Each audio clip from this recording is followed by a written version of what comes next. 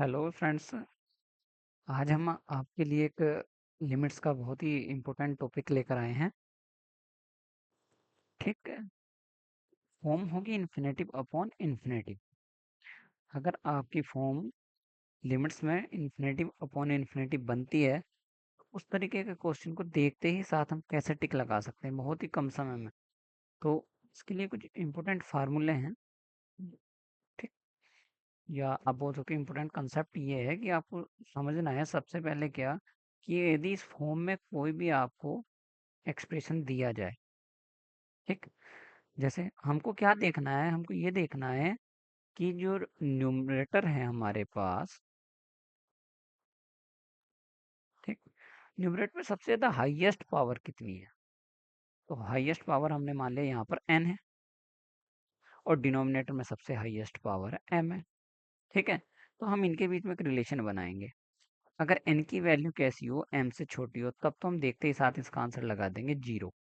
और यदि n बराबर हो जाए m के, यानी दोनों जो घात हैं वो कैसी हो जाए, बराबर हो जाए, तब इसका आंसर होगा जो एक्स की पावर n का कोफिशियंट बटे एक्स की पावर m का कोफिशियंट। तीसरा आपको देखना है, यदि n की वैल्यू यानी जो घात है, डिग्री है, जो पावर है x की न्यूमरेटर में, अगर वो ज्यादा होगी किससे, पावर ऑफ जो हाईएस्ट टर्म है, यानी जो हाईएस्ट घात वाला टर्म है उससे कम ज्यादा हो, और इन दोनों का जो गुणनफल है वो 0 से बड़ा होना चाहिए। ठीक है। अगर इन दोनों का गुणनफल 0 से छोटा आता है, उस कंडीशन में स्टूडेंट इसका जो आंसर लिखेंगे हम, वो माइनस इन्फिनेटिव लिखेंगे। जैसे मैं आपके सामने क्वेश्चन लिख रहा हूँ,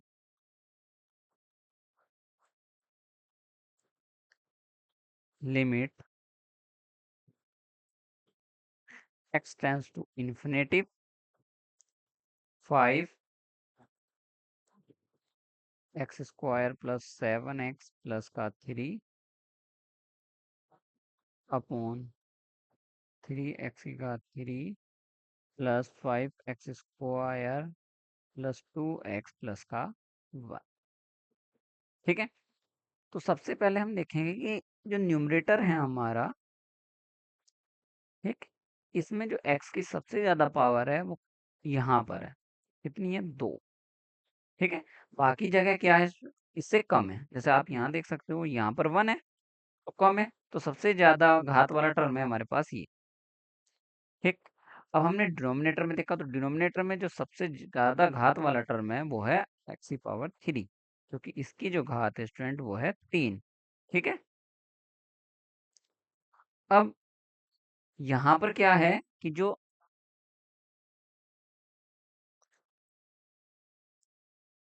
ये ऐसे लिख सकते हो आप इसको,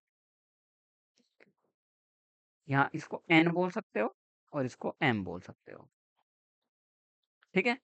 तो आप यहाँ पर इजिली देख सकते हो कि जो n की वैल्यू है वो m से छोटी है। उस कंडीशन में स्टूडेंट आपको करना कुछ नहीं है, सीधा आप इसका आंसर लिख दोगे 0। ठीक है। सीधा इसका आंसर क्या हो जाएगा, इसका 0 हो जाएगा। ठीक है। अब ये होता कैसे है, अब इसको थोड़ा समझते हैं।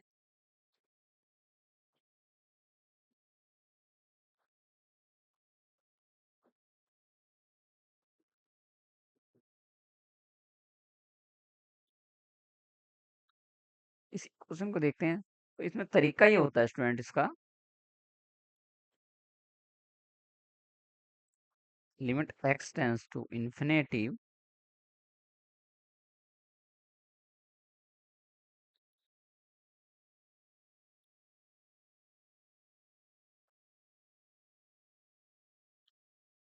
Limit x tends to infinity, यानी जो x की सबसे ज्यादा घात वाला टर्म है उसको आप कॉमन ले लेना।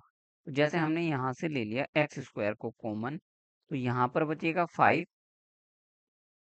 प्लस, और ये बचेगा क्योंकि x की घात 2 बाहर गई तो यहाँ पर एक ही x है, तो 7 अपॉन एक्स प्लस, और ये हो जाएगा 3 upon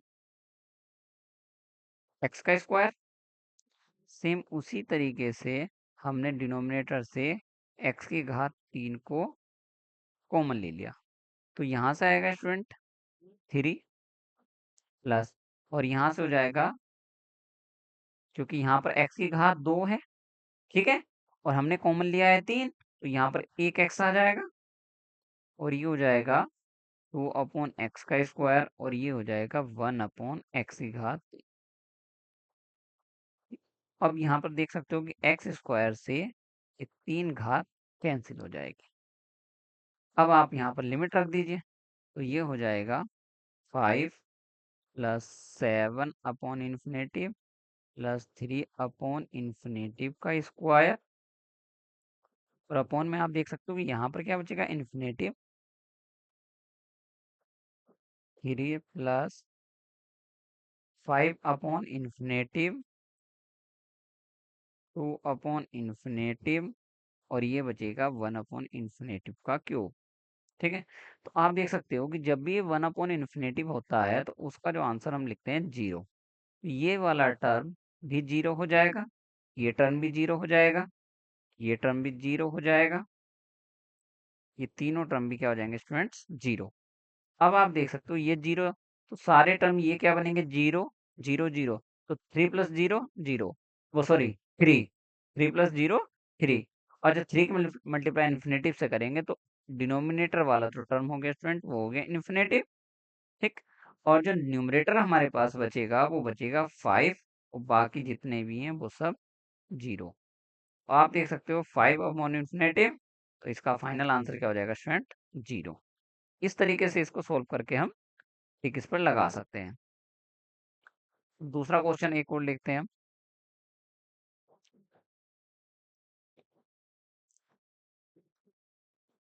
limit x tends to infinity 3x की घात 3 plus 4x square 6x plus का 1 अपॉन 5x की घात 3 plus 3x square 7x plus का 2, ठीक है। ये क्वेश्चन है, तो आप देख सकते हैं स्टूडेंट्स, सबसे पहले तो एक काम आपको और करना है। सबसे पहले आप लिमिट रख के इसमें चेक करो, तो देखो आप देख सकते हो ऊपर इन्फिनेटिव का क्यूब इन्फिनेटिव होगा, तो सारे टर्म इसमें से ऐड कर लीजिए या माइनस कर लीजिए, वो तो सब न्यूमरेटर तो इन्फिनेटिव ही बनेगा, और जब डिनोमिनेटर में रखेंगे तो डिनोमिनेटर भी हमारा क्या बनेगा, इन्फिनेटिव बनेगा।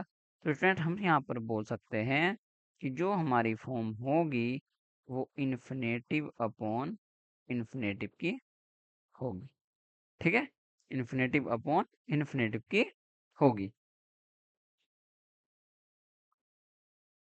अब फिर से वही कंसेप्ट, तो हम देख सकते हैं कि सबसे ज्यादा घात वाला टर्म ये है, यहाँ पर कितनी है, 3 घात है, और यहाँ पर भी इसकी जो पावर है वो 3 है, तो सेम है। तो इसका जो आंसर फाइनल हो जाएगा स्टूडेंट्स, कोफिशिएंट और बटे में इस टर्म का कोफिशिएंट 5, यही इसका क्या हो जाएगा, आंसर हो जाएगा, ठीक है। एक क्वेश्चन और लेते हैं।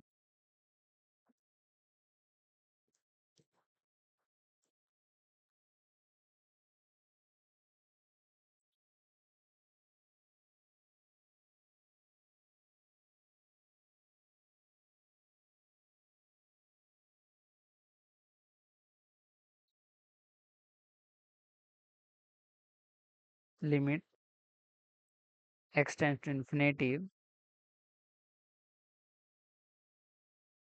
और एक्स स्क्वायर 6x प्लस का 1 अपॉन 3x की घात 2 प्लस 3x प्लस का 7, ठीक है। तो स्टूडेंट्स हम यहाँ पर देख सकते हैं कि जो हमारे पास न्यूमरेटर वाला टर्म है, तो इसमें जो x की पावर है वो हाईएस्ट 3 है, ठीक है, बाकी तो सबसे इसके कम ही है। तो हाईएस्ट पावर वाला टर्म, फॉर्म तो आप सबसे पहले चेक कर ही लेंगे तभी इस कंसेप्ट को लगाएंगे। फॉर्म तो इसकी आप देख सकते हो कि पॉलिनोमियल है, तो फॉर्म x की जगह में इन्फिनेटिव रखेंगे तो न्यूमरेटर तो इन्फिनेटिव हो ही जाएगा, और डिनोमिनेटर भी क्या हो जाएगा, इन्फिनेटिव। तो फॉर्म तो होगी स्टूडेंट यहाँ पर इन्फिनेटिव अपॉन इन्फिनेटिव। तो हम यहाँ देखेंगे, देखो यहाँ पर क्या है, x की जो हाईएस्ट पावर है न्यूमरेटर में वो 3 है, ठीक। जबकि डिनोमिनेटर में जो x की हाईएस्ट पावर है वो कितनी है, 2 है। इस बार क्या है कि जो न्यूमरेटर में x की पावर है वो ज्यादा है डिनोमिनेटर में जो x की पावर है उससे, ठीक है। तो ये अगर मैं इसको m बोलता हूँ, आप सीधा ऐसे लिखा करो, यहाँ देख लिया करो कि ज्यादा कौन सी है, ये बड़ी है, इसको लिख सकते हो ये बिग है, ठीक है, ये बिग है।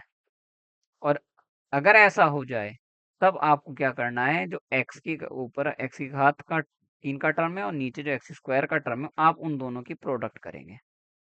तो जैसे आपने देखा कि 2 की प्रोडक्ट हमने की 3 से, तो वो आया 6, जो कि 0 से बड़ा होता है, पॉजिटिव होता है, ठीक है, 0 से बड़ा होता है। उस कंडीशन में इसका जो आंसर हो जाएगा स्टूडेंट्स, वो 0 होगा, सॉरी इन्फिनेटिव होगा, ठीक है।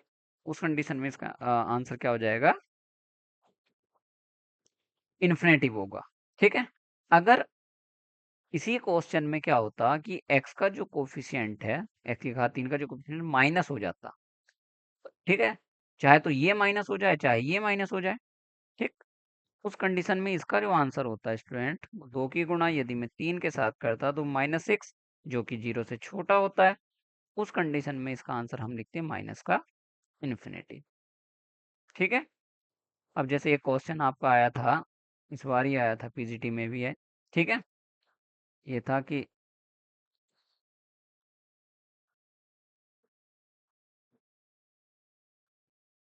लिमिट